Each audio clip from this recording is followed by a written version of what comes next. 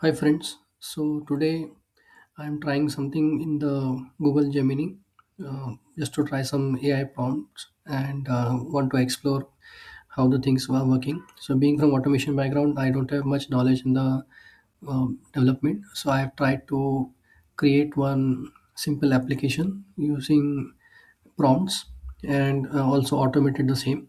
So let's see how this goes.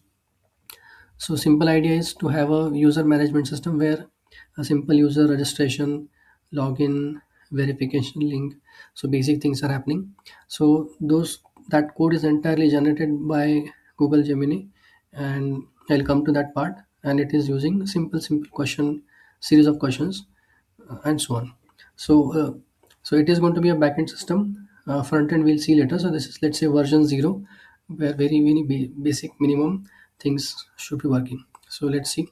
So simple user management version 0, so implemented using AI, basically Google Gemini. So 100% coding or development side code is done using AI Google Gemini.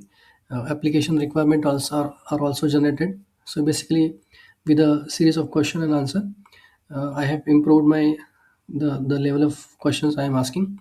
uh, we will see that also. Then it will also generate a mind map, basically an image.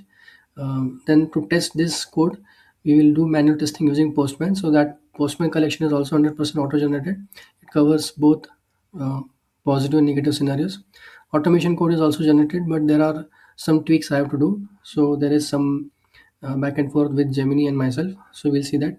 Then this is a Docker based solution, so nothing to be installed separately, uh, like Python or anything like that on local. So it will be on Docker, and the coding for development and as well as automation is done using Python, and the database is SQLite for now.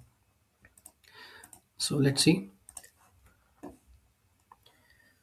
So it all started with a series of questions. So I just asked Gemini, okay, give me the specifications for typical user profile management, and it gave me some links and some nice features. So we'll come to those features in later versions. So there are some links given, and I have gone through many of them. Uh, so as I said, gradually in next versions we will see and we will add or incorporate those additional features. So first question, the basic question I asked is, I am a backend developer and having just 1 to 2 years of experience. Please help me. So this was the initial question, and then it responded, and then I asked refined questions, and then ultimately I came up with this, that I want to design a simple user management system, and these are some specifications. For example, you can register with an email and password. uh, Email should be minimum 5 to 25 letters, and password should be 6 letter, any combination. um, then once you register, it's basically a post call. Then in the post call response itself, you will get a link to verify that it is a correct user, and it has to be verified. Then the registration link basically will contain the token, and then once the registration complete, then user can log in with username and password. So this is a very straightforward, happy path. There are negative test cases like the email ID can be 4 letter or more than 25 letter. The password can be less than 6 character or maybe more than 6, and like that. So this is a basic question. Then it asked me, like, what, how you want to go for coding. So I then use a simple approach to do using Python, because Python implementation, registration, um, and the installation is pretty easy. It's very easy.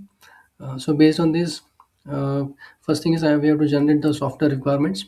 So why we need to have this document? Because it acts as a base. In future, if even if, let's say, there's a discussion between development and the QA person or even the project management, then this will be helpful. So the document has to be there. So document should have the detailed info like the endpoint name, method type, input parameter. There can be some mandatory and non-mandatory. There can be path parameter, query parameter, and we have a body for post API, and header also. And then out the the SRS should contain the output response code body and output response code body for happy and unhappy path or success and failure. Now there are some notes. So this is again refined questions to the Gemini. Uh, so by default, it took as a granted that the password which I'll be sending, it should be encrypted and all. So I have to tell that basic things I don't want for now. So I have to, I am doing very basic thing. So no password encryption. It has to be Docker based. And then there is no front end for now. It's just a backend. It has to be a Python based framework. So it suggested the API to be developed using Python Fast API or Flask, or even in future we can go for Django. So for now, I've gone for Flask. Database is simple SQLite. It is very lightweight. Yeah, the endpoint. Um, apart from this user registration and login, we should have a additional endpoint called as version, just to understand whether the application is running and what is the latest version. Then we should have a mind map. I'll show you the mind map also. Um, then the database schema, right? So we have to create the table first time and then insert query and all those things. So that has to be clearly mentioned. So the thing is, we have to tell this very clearly to Gemini or any AI tool, that what we want and what we don't want. Sometimes, or even many times, it will take it as granted, and it will give you, it will respond you in a lot of unnecessary stuff which you don't want for now, right? So for this, let's see. Right, so I explored Gemini, and then ChatGPT, Perplexity, Grok. So Gemini being from Google, and Googlers are very good in coding, and especially their lot of projects are in Python. So I thought we'll go with Gemini, and it really tested it and really stood to that. So I have simple questions I'm asking, that I am a backend developer. Same thing what we have seen here. Uh, yeah. So first question, this everything is there. I have put it in a GitHub repository. So anyway, show you. So I'll give you this link in the description. So the development side code is here. Then this PPT what we have seen, the requirement document, and the prompt. This prompt, whatever prompts we are giving, so that thing is also here. So you can also try on your own. And this contains automation code, automation folder. It has this user management collection JSON. So this is for this you can input directly into the Postman. And this is the Python code, where you can run the Python code. I will show you the Python code running. It will also test and give you a nice HTML reporting, the basic reporting what we have in Python PyTest framework.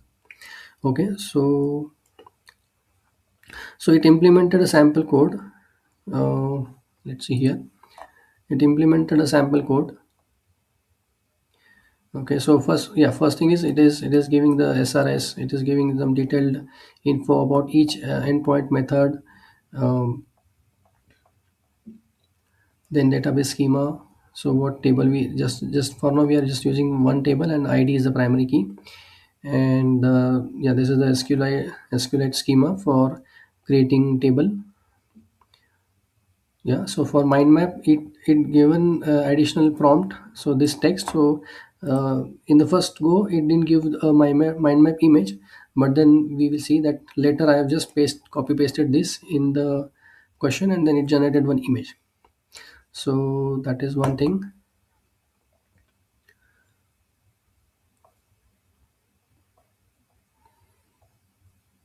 Okay, so the first thing is the SRS document generation. So that I have created here. This is also attached in the GitHub. So you can just open the document word file, and you can also see. So pretty simple. Each endpoint, the input output parameters, output response when success and failure, and with the status code. um, right. So database schema. Okay. And the query, database query, CRUD operation query. Okay, mind map. So we'll see this mind map in a bit. Uh, so first thing is this SRS creation up to this point. Now I'm asking, okay, I'm asking, yeah, thanks. So now please implement the same. So question two here. Thanks. Now please implement the same implement the same using Python based framework, uh, we have to tell that all the status codes, whatever required codes and all, to be included, and nothing to be left to be included. Sometimes I found that some of the part, like say random string generation or random number generation or some UUID format, so it is assuming that the user knows how to do it. So I have to refine my prompt, I have to refine my query to Gemini that okay, I don't want to have this say self implemented, I please help me to implement this, and that's how it implemented it, and it did not left anything unimplemented.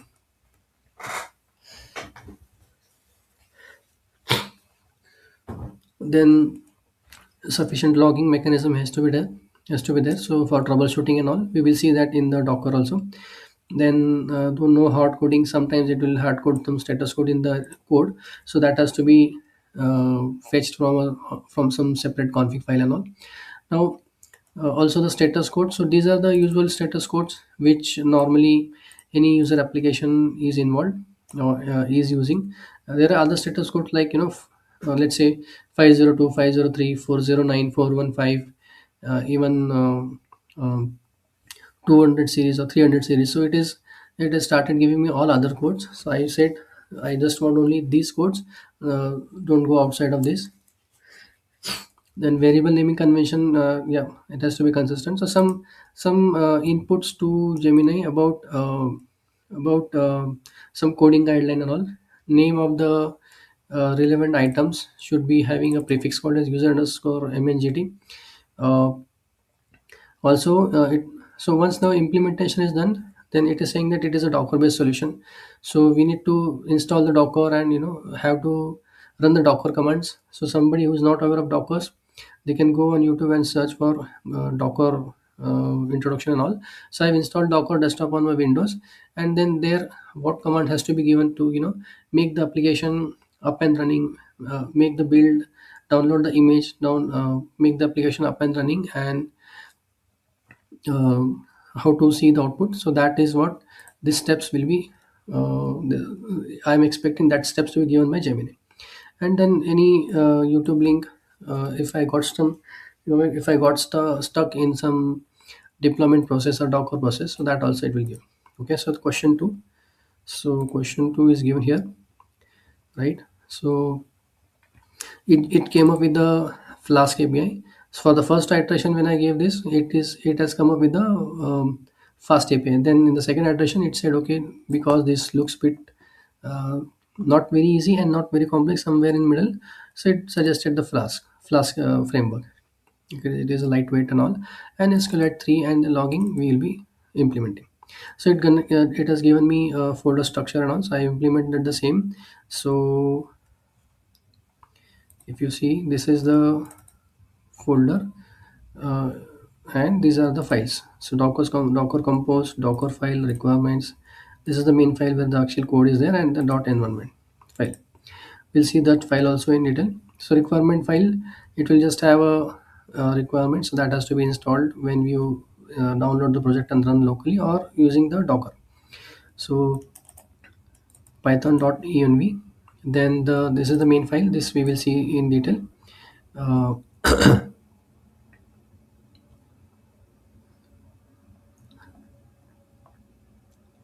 right.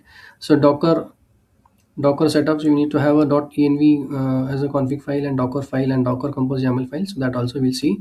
So in the .env, create a file, and these are the content. So we'll say it is for the development environment or QA or staging or production, whatever. Some secret keys, I've just given it my YouTube channel name, imademethink, and some basic URL. So uh, this can change later, but for now I have gone with the same what it is providing. So Docker file, yes, I am using Python base image 3.10, some standard other parameters. Yeah, it will copy the requirement txt file, and then pip install requirement txt, uh, 5000 port expose, and then this command. Okay, Docker compose YAML file. So it also, the file orchestrates the container and critically set up a named volume for persistent SQLite data. Yes, for persistent SQLite data, we will need a volume. So I'll show you that also. uh, right, so Docker Compose is again the some standard. So this is the name, this is the service we are building, and the container name, the build environment file port, port mapping. This is the volume we will be using. And yeah, this one. Now step by step instructions. So install Git, and also Git I have not installed, I have just gone with the flow. Docker desktop I have installed. Then this files I have created in this folder. Okay, so we'll see all the files. Yes, so as per the given things, this file is there. So Docker Compose YAML file, then the user management file, requirement txt, and the Docker file. So requirement txt, let's see. So again, it is a uh, fairly simple application. So you need to have some constants: app name, database name, secret key, the URL, and some timeout values. Um Again, serialization status code is the one which I have instructed. Yes, logging, it will be if it is a development environment, then debug logging, otherwise info logging. Then yeah, so they again some database escalation. So it will connect to database, database connection. So SQLite 3 connect and those things. User management. So yes, first time it will create this table if not created, if not exist. Then initialize database, then validate registration data. So data registration create. Right, so this will run the application on this port and this IP, and the local was basically 500. Now first let us see uh, version API. So version API pretty simple, it will just reply with some version name. Then the user registration. So in the user registration we are expecting email and password to be passed from the postman, and then it will validate whether the user already exists with the email. If not, then some data cleansing and all, and it will generate the token, and then it will do an insert database, and then it will reply with the link that the registration is complete, and this is the link you have to click, and then it will be a confirmation or verification of the registration. Right, so user management registration, then confirmation. Yes, we need a token, some basic cleansing stuff, uh, and in the reply it will say that the registration is confirmed, you can now log in. Otherwise, invalid or expired confirmation token. So again, the token is invalid, valid, expired within 24 hours, and so on. So that basic things are taken care. Then login API, so post API, and in the login simply we need a data, we need an email and password, and we need a post method. So it will just say that login is successful, and it will reply the user ID. User login successful, and it will reply one record ID or user ID. Okay, so pretty simple, nothing fancy. Right, so that is about question 2. So question 2, okay, yeah, Docker steps. So Docker, we have to go to this folder,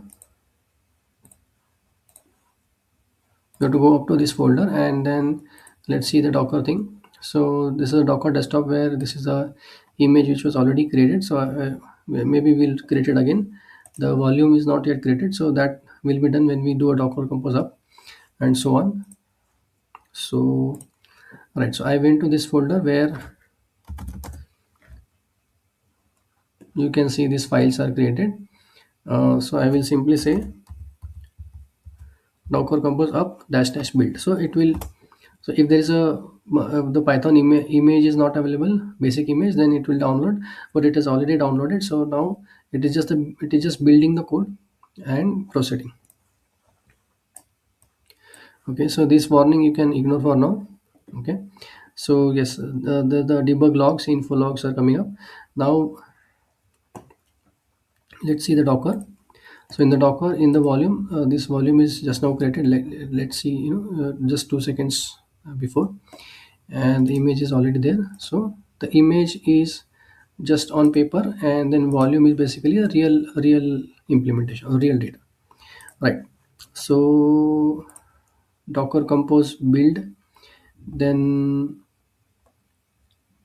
Docker Compose up. So that was done earlier already. So I just use the Docker Compose up, space hyphen hyphen build. Okay, right. So now verify if it is running. So we have to go to this URL and hit the version API, right? So I will go here and just refresh. So you see the response is simple, that service is this and the version is this and so on. So that means it is running. We can also see this. There is a this Chrome plugin, so where you can call the APIs via Chrome, and I have Postman also, so we'll see that also. So get the version, right? So yeah, this is the latest info. That means the application is running, the version API is working. Now we'll do registration. So now the thing is, I am doing the testing using this Chrome plugin. We can also do the same thing using Postman. So we'll come to Postman in a bit. Now in the post API, this is a register API slash register endpoint, and I have a body, and the content type should be JSON. Okay, and I will say user new one and send. Right, so it is 201 created. You can see the time also, and we will get a link also. So that means the registration is complete. We'll see this log in the console. Post register, okay, user new one, at that example. Okay, so it is dumping the email but not the password. Okay, now to do a verification, we'll have to copy this link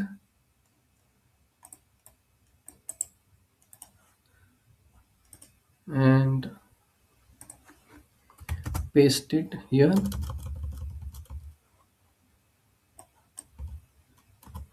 We can do it from here or we can do it from this plugin also. So let us do this from the confirm registration, save and continue. So we will just have to paste the link here and then send. So registration successfully confirmed, and now you can log in. So let's go to login API, save, and then login API with this username and password. Okay, so again it's a login API, endpoint and post method and send. Now here there is an issue. So the thing is, we have registered with a different email ID, with not with this. So the response what we got is 4001, which is perfect because it is an invalid email. Okay, so let's go with the valid email. Login,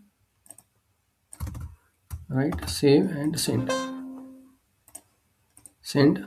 So yes, login is successful. So again, this is very simple using the Chrome plugin. But let's see the Postman stuff. So right, so I got some database error and all, so that is resolved by doing some correction in the Docker Compose file. So some database name was wrong. Okay, these things happen with Gemini. uh, Sometimes the variable names are incorrect or some hard coding is done, so that's why we have to tell explicitly and specifically, this is what we want, this is what we don't want, and don't do any mistake, complete everything, all those things, right? So db name I have to give like this. So that is, this step is already done. Now yeah, now the testing related part. So luckily, because it's a automation and Python only, so again Gemini or Google uh, are good in the automation using Python. So again I opted for Gemini only. So please generate a mind map. So let's see this prompt. Now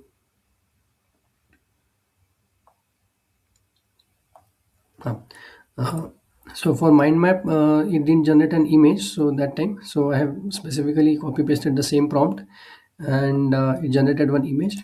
Nice and simple.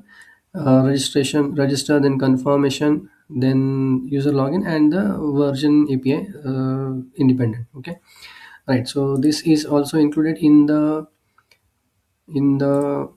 document. So yeah, this is the document, and I think at the end I have a mind map also. Yes, mind map is also there. This is again present in the GitLab. You see this PDF, SRS PDF. There it is there. Now next is yeah. So now please provide the test cases to test the entire system. Now let's go to the next prompt. Now please provide test cases. Yes, because it is there are a couple of APIs, and it is having some input parameters, and positive and negative cases. So we want the test cases auto generated. So that is also done by Gemini very quickly. Uh, yeah, in the test cases include positive and negative cases with popular testing methodology. For example, um, uh, partitioning and those kind of thing. So that is here basically boundary value analysis. So boundary value analysis, I've asked it to implement and then test it. In the negative test case, include the boundary value. Yes, in each field of API. For example, the email should be five. Let's say 5 to 15, 5 to 25 characters. So I can test it with 4 characters or 26 characters. Same thing for password and all. I want the test case to be grouped with positive negative. So for manual testing, generate a prepare a complete and ready to use Postman collection. Right. So it is basically just copy paste and import in the Postman. Maybe some tweaks we have to do, which can simply be imported in the Postman, and we can test it in the Postman. So, and the implement the API testing framework using Python, cover all the test cases and use a PyTest framework. So this is again related to Python based automation. So again, same Python language we are using, and in the automation, avoid hard coding. Then when scenario fails, then in the assertion, we need to have response code and the response body also. We need to have all the setup and tear down fixture implemented. No part should be assumed that okay, the user will do. I don't want to do anything. You implement everything. Framework should have execution report generation. So basically, HTML report generation, and then the report should be in the HTML format. Okay. So let's see this query, test case generation, all these things what we discussed.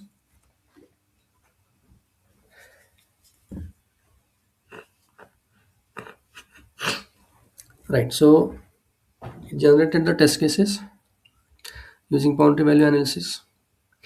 For example, happy path is fine. Negative, yeah. So negative, for example, attempt registration with minimum one email, so only 4 characters or 26 characters, 5 characters, but no password or some password, playing with the password, and so on. So it expects the similar status codes and all. Now, uh, again for the confirm registration endpoint, happy path, unhappy path, and for the login method, login endpoint, again happy path and unhappy path.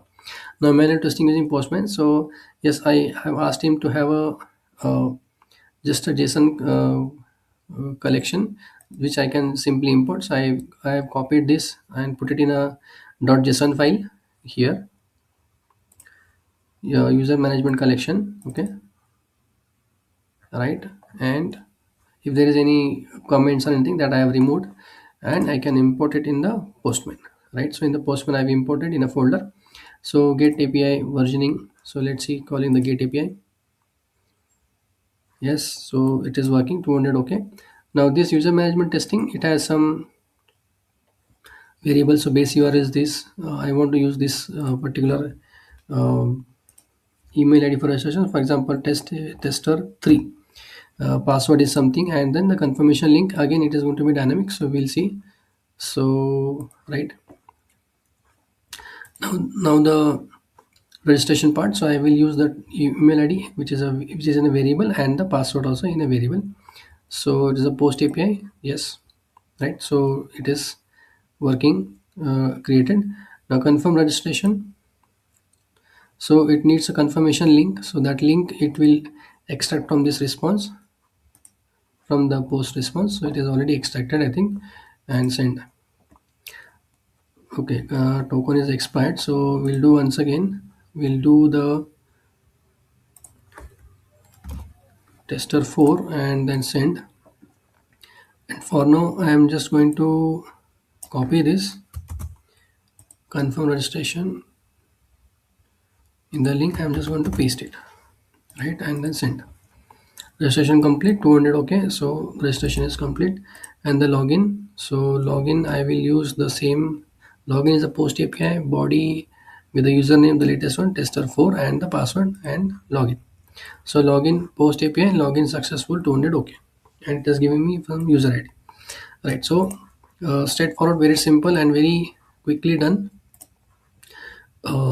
using Gemini, right? So manual testing using Postman. Now API testing frameworks using PyTest. Again, this is not that much complex. If you are from the testing automation background, this is pretty simple. So we are using the requests library and then PyTest HTML library for generating reports. So again, the standard requirement txt, then config file. So in the config file, okay, let's see this entire thing. Config file.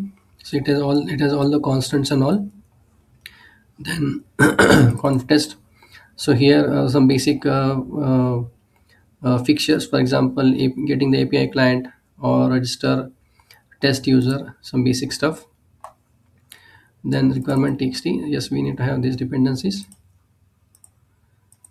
And the main thing is this one, so the user management file. So here it is testing the happy path and negative path, all the test cases with all the comments mentioned. So API 00102 and those things, 03, 04. Let's take registration. Okay, registration. So boundary cases, happy path, unhappy path, then negative cases, existing email negative, and then register missing fields negative. So let's take this one. So here, if you see, it is providing the parameters as email, password, and expected code. So these are the parameters. For example, this is a very normal case. Then the email ID could be 3 letters. Then the email ID could be more letters. Invalid email ID, long email ID, then incorrect password length and incorrect password length, right? So that is the test data, and then we are just doing an iteration based on number of lines of data we have passed, and so on. This you can go through later. For example, let's take one more. So let's take this login. Login happy path. So for login happy path, we just need a token.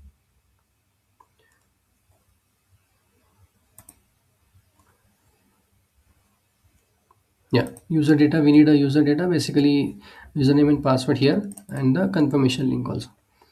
Then the unconfirmed login. So uh, the user is registered but confirmation is not yet done and it is just trying to log in. Okay, and some other cases. So let's see, I will run this entire thing in one shot. uh, let's see the logs also in background. So it is there for 1844, right? So let's take one by one. Let me just run the version test,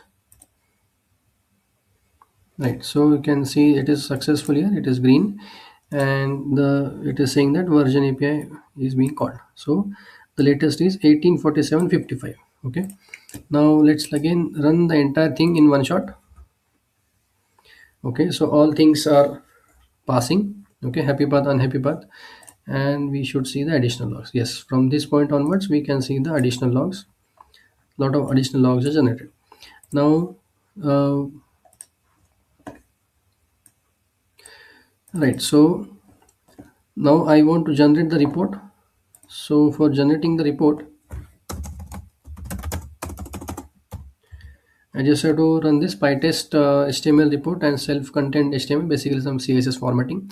Now for this, because of if I run this, what will happen? It will run the entire test cases once again, and it will again run the scenarios for this particular scenario. So this particular scenario is already working, and if you register once again with the tester 5 at that example, then it will throw an error.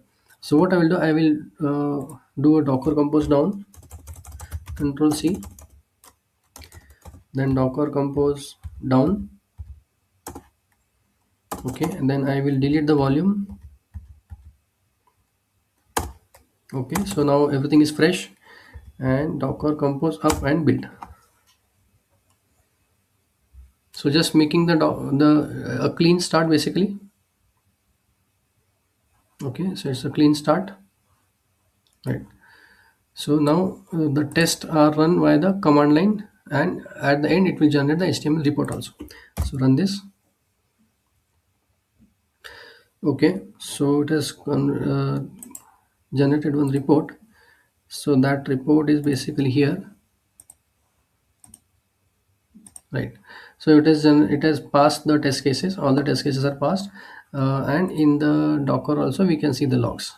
Okay, we can see the logs. It's just that we didn't see the logs in the command prompt, but that is fine. On the terminal, that is fine, but we can see the logs in the Docker console or in the Docker logs, right? So that is right. So within a very short span of time, with the use of Gemini and some prompts and some series of question and answer and some tweaking in the automation code, this entire thing was built and was run successfully. Now the next thing will be having some additional features. For example, let's say uh, so in the username, right? Let's say we register. So after registration, we will have a profile that you want to update your first name, last name, address, and some basic profiling, and maybe you want to delete the user, and we want to store the password in a encrypted way, and so on. So gradually we'll see those features also implemented. Again, same thing, using the same Gemini approach in the automation, or I mean in the end-to-end development. Entire things are available here. If you want, you can also try and refer this video. You can learn it on your local. If you Yes. Thanks for the attention. If you like the video, please like, share and subscribe to my channel. Thank you.